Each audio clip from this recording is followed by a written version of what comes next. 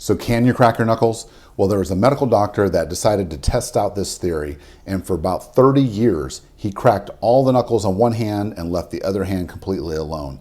And over the course of 30 years, he found out that it made absolutely no difference. It didn't affect arthritis, it didn't change the shape of his joints, it didn't do anything bad to his hand. So from that information, you would go, well, I guess I can crack my knuckles anytime I want. The thing that makes the most sense is that your knuckles or your joints are not going to get stuck in a direction that they're always moving. So since we're always doing this, it doesn't make any sense to crack your knuckles like this.